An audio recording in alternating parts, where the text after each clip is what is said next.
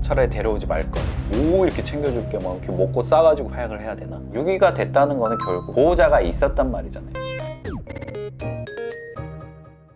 안녕하세요, 미아홍철 김명철 수의사입니다. 제가 코로나 시기에 올렸던 컨텐츠 중에 사람들이 집에만 이제 머물게 됐잖아요. 그러면서 보호자와의 관계는 훨씬 더 좋아졌다, 애정 표현을 많이 하는 것 같다, 반려 숫자도 미국 같은 경우에는 증가했다라고 합니다. 어떻게 보면은 이제 긍정적인 부분이었는데, 코로나가 끝나고 이제 완전히 뭔가 제한 사항들이 없어지면서 사람들이 이제 편하게 모이고 즐거운 이제 시간을 보냄에 따라서 같은 기간 동안에 반려동물을 유기하는 비율이 많이 높아졌다고 합니다. 반려동물을 파양하는 이유 5가지 자료에 근거해서 그 내용들 한번 살펴보도록 하겠습니다.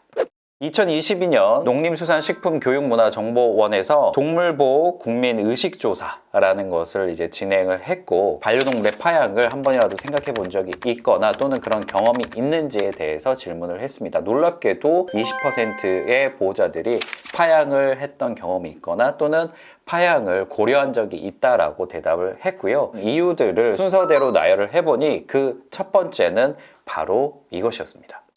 물건 훼손, 짖음 등 동물의 행동 문제. 한마디로 표현하자면 반려동물이 가지고 있는 문제 행동 때문에 파양을 생각했다라고 볼 수 있습니다. 의외로 집에 있는 가구 손상이 되게 높은 비율을 차지합니다. 이 고양이가 가지고 있는 습성 중에 한 가지죠. 스크래칭. 고양이들이 스크래칭 할 수 있는 적절한 공간이 준비되지 않으면 당연히 그 습성에 따라서 벽지를 긁기도 하고 가구를 긁기도 하고, 보호자가 중요하게 생각하는 어떤 가방, 저 이거 상담 받은 적이 있어요. 샤땡백.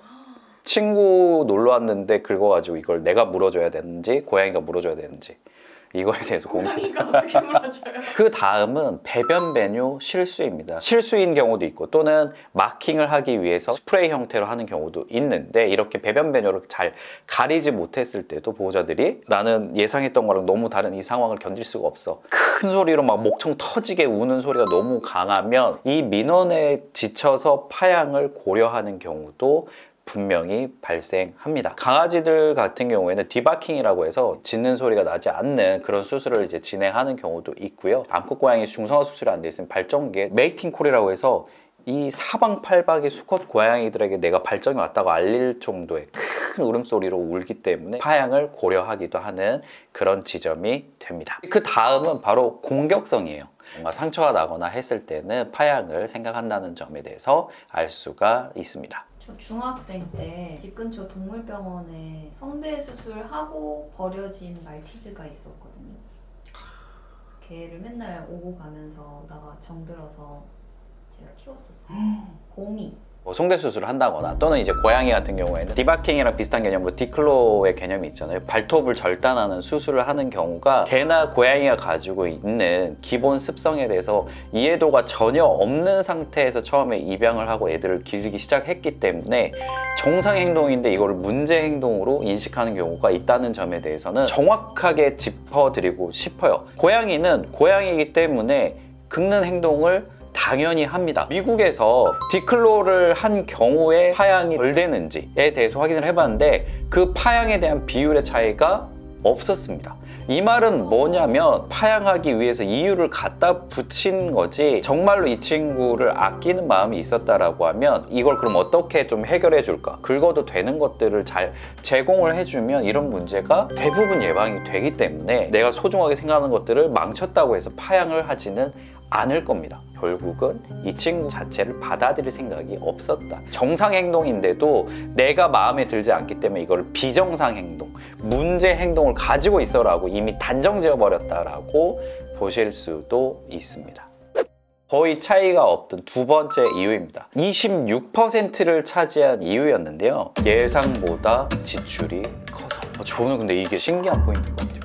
돈이 얼마나 들어갈 거라고 생각을 했을까요? 사료값 한 달에 한 25,000원이면 기를 수 있겠지, 이런 생각이었겠죠. 가장 최근의 리서치들을 보면 한 달에 들어가는 비용이 보통 한 13만 원에서 15만 원 사이 이 정도 금액이 잡힙니다. 기본적인 비용에 대해서 지출이 부담된다라고 하면 반려동물을 기르지 않는 게 맞습니다. 단순히 귀엽다는 이유로, 단순히 너무 그냥 불쌍해 보인다는 이유로 데려온다고 해봤자 안정적인 상태에서 생활을 한다는 게 사실 말이 안 되거든요. 아프면 아픈 걸 좀 치료하고, 배가 고프면 배를 채우고, 이런 기본적인 활동들을 하기 위해서는 어쩔 수 없이 지출이 계속해서 생길 수밖에 없거든요. 조금 더 하자면 아프고 이걸 치료하고 이런 것들을 고려한다면 월에 10만 원 정도는 예비비로 따로 빼두셔야 됩니다. 그래서 제가 생각하는 한 마리의 반려동물을 온전히 잘 케어하는 데 있어서 한 25만 원에서 30만 원 정도의 비용을 책정을 해 두셔야 이 친구가 만약의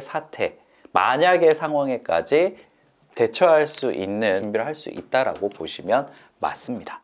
파양을 생각하는 세 번째 이유는 17.1%를 차지한 바로 이것이었습니다. 이사, 취업 등의 여건 변화, 결혼, 그리고 집에 새로운 아이가 태어났을 때 가까운 지인들 중에서도 양가 부모님들의 어떤 협박? 설득 이런 것들 때문에 원래 기르던 고양이나 강아지를 파양하고 새로운 곳으로 보내는 경우들을 저는 가끔 봐요. 피치 못하게 내가 사고가 난다거나 죽는다거나 이런 상황을 제외하고 이 반려동물과 함께 생활하는 15년에서 20년이라는 시간 동안에 우리 라이프 사이클에 변화들이 올 수가 있습니다. 지금의 나의 상황, 그리고 앞으로의 미래의 나의 상황 계속해서 책임질 수 있는지 미리 체크해 보시고, 그게 가능하다라는 답이 나왔을 때만 반려동물을 입양하시는 것을 추천을 드립니다.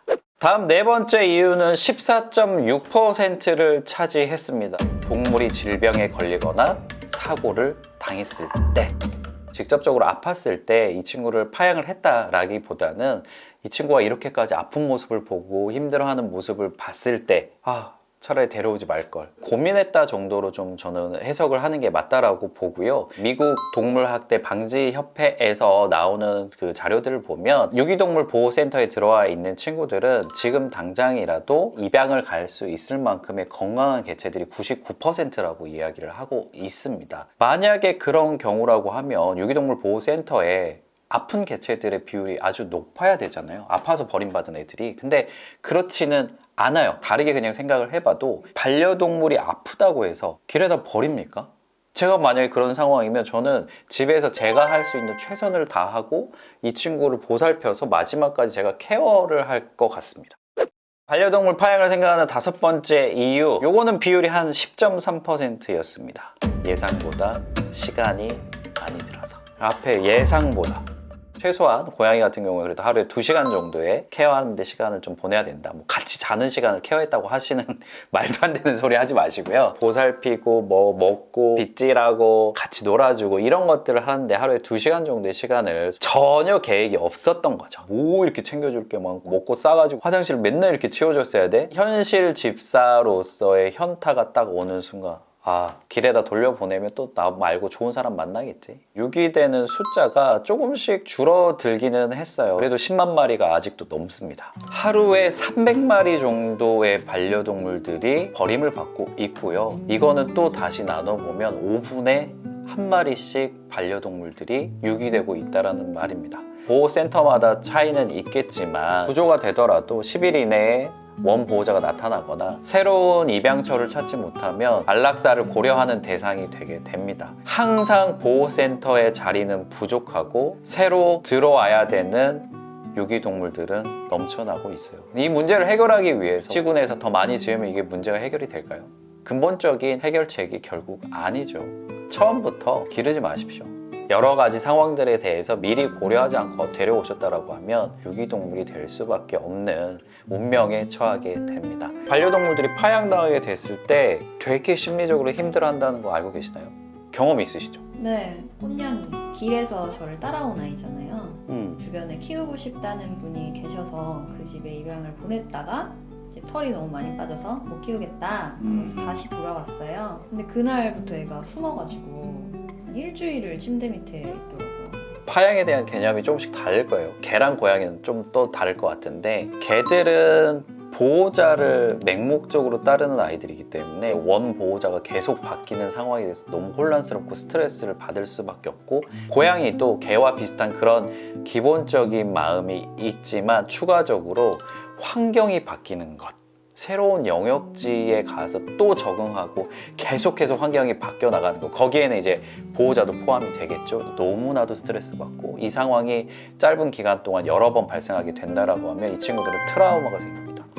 새로운 환경에 적응하는 걸 점점 더 힘들어할 수 있고, 이것 때문에 밤에 더 울부짖고 더 배변 실수를 한다거나 이런 행동들이 강화돼서 다시금 파양이 되는 악순환이 생길 수 있거든요. 그래서 이런 상황이 생기지 않도록 우리가 좀 더 그 친구들의 마음 상태에 대해서 들여봐야 되고, 어떻게 하면 이거를 개선시킬 수 있을지에 대한 노력도 같이 해주는 게 꼭 필요합니다.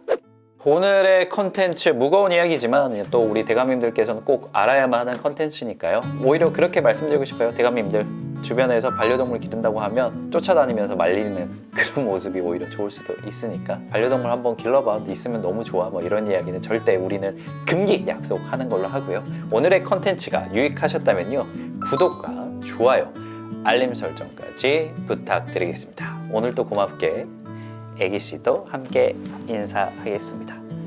우리는 그러면 다음 시간에 또 만나요.